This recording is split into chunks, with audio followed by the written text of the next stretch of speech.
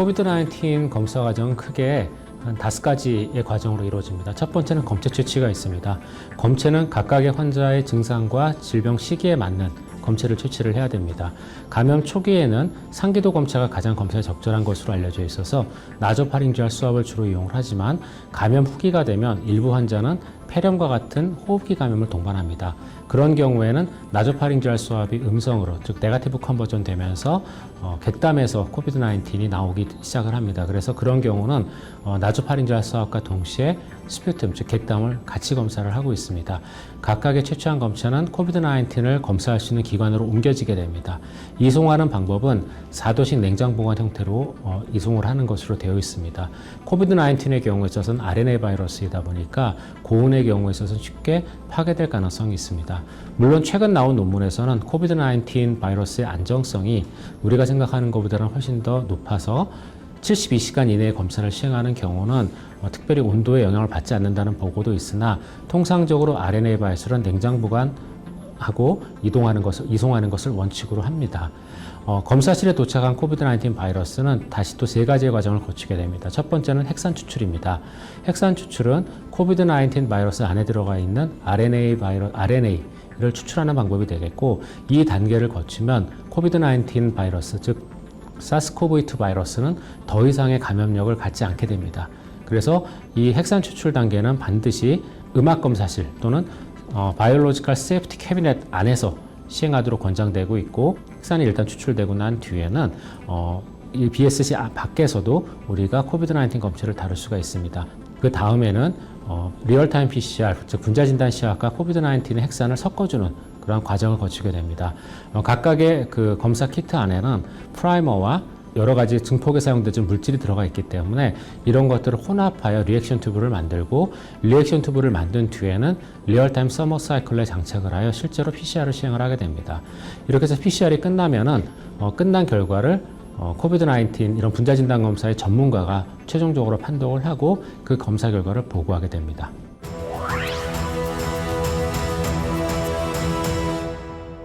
신속한 검사 체계의 수립이 더 정확한 용어일 것 같습니다. 이렇게 말을 하는 이유가 우리나라의 인구 100만 명당 검사 건수는 다른 나라에 비해서 높은 편이 아닙니다. 그 국가들과 우리나라의 차이는 이러한 대량의 검사 시스템을 언제 도입했느냐가 차이가 납니다. 우리나라는 1월 20일 날 첫 번째 환자가 발생을 하고 2월 7일부터 민간 의료기관까지 포함한 대규모 검사 시스템을 운영해온 반면에 미국의 경우에 있어서는 2월 4일 날 첫 번째 환자가 발생했는데도 불구하고 한 달이 지난 3월 초까지도 대규모 검사 시스템을 운영하지 못했습니다.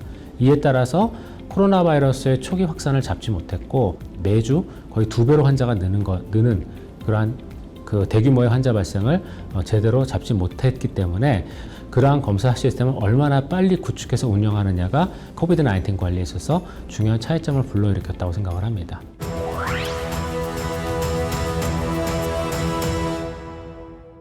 코비드-19의 발생 트랜스미션 메커니즘하고 관련이 있습니다.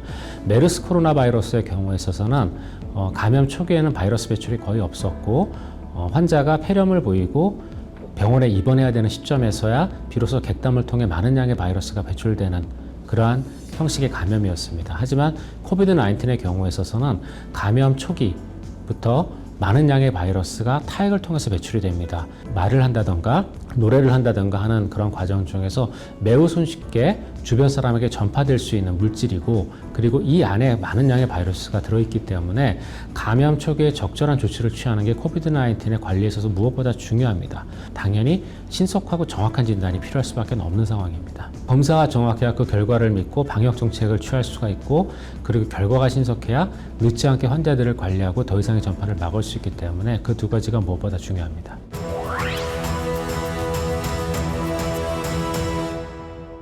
코비드-19 같은 경우에는 재생산 지수가 2.7 정도로 알려져 있고 대략 3에서 7일마다 환자가 2배수로 증가한다고 알려져 있습니다. 만약에 검사의 민감도가 낮으면 코비드-19를 갖고 있는 환자 중에 일부를 놓치게 되고, 그렇게 놓친 환자들의 경우에 있어서 본인들은 검사 음성이라고 생각을 하고 지역사회에서 활발한 활동을 하게 될 겁니다. 반대로 특이도가 낮은 경우에는 코비드-19으로 진단된 환자 중에 정상인 사람이 섞여 있게 됩니다.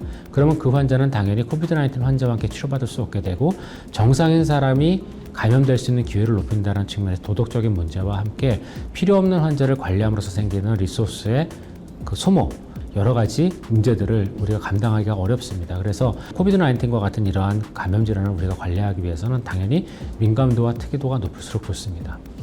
리얼타임 PCR의 특징은 코비드-19 바이러스에 존재하는 코비드-19 특유 유전자를 수백만 배 이상 증폭해서 검출하는 방식이 되겠습니다. 검사에 걸리는 시간은 3시간이고 특징은 매우 높은 민감도와 특이도를 가지고 있습니다. 그리고 무증상 감염 역시 진단이 가능합니다. 이러한 특징들은 비교적 낮은 민감도와 특이도 그리고 무증상 감염을 진단할 수 없는 항체 검사 및 항원 검사와 비교해서 코비드-19의 관리에 있어서 굉장히 유용하다고 생각을 합니다. 감염병의 확산 상태에 따라서 다를 수도 있는데요. 환자가 대량으로 발생하는 경우는 분자 진단으로 모든 검사를 할 수 없는 상황도 존재를 합니다. 그런 경우에는 분자 진단 검사를 적용하는 대상을 예를 들어 특정 그룹 역학조사를 통해 그룹별로 먼저 구분을 해놓고 그 그룹에 현재 증상이 있는 사람 위주로 검사를 한다던가 하는 방식도 필요하고 그 다음에 비교적 낮은 민감도의 항체 검사를 하더라도 이러한 그룹 안에서 지나간 감염을 찾기 위해서는 유용할 수도 있기 때문에 각각의 국가에 맞는 전략 개발이 필요합니다.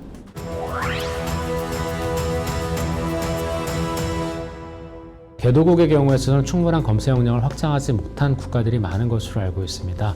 그래서 장기적으로 검사 역량을 확장하는 방안으로 나가야 되는데 지금 가용 가능한 검사에 대한 전략을 먼저 세워야 됩니다. 즉 각각의 국가 안에서 지금 할 수 있는 검사 역량이 어떻게 되는지, 장비는 어떤 것들이 있는지, 검사할 수 있는 사람은 어떤지에 대한 파악을 먼저 하고 그러한 파악한 검사 역량에 맞춘 검사 전략을 수립을 해야 됩니다. 예를 들어 리얼타임 PCR 같은 경우는 한 키트가 하나의 검사를 할 수가 있지만 풀링 검사라고 해서 한 번에 5명 내지는 10명의 검체를 하나의 튜브에 모아서 검사하는 기법도 지금 현재 평가가 되어 있는 상황입니다. 클러스터의 발견이라는 어떤 컨셉을 적용을 하게 되면 당연히 항체 검사도 이용할 수가 있습니다. 그래서 각각의 국가에서 일단 가능한 자원에 대한 파악을 먼저 하고 그 자원에 따라 검사 전략을 각 국가별로 걸맞게 세우는 것이 무엇보다 필요할 것으로 생각을 합니다.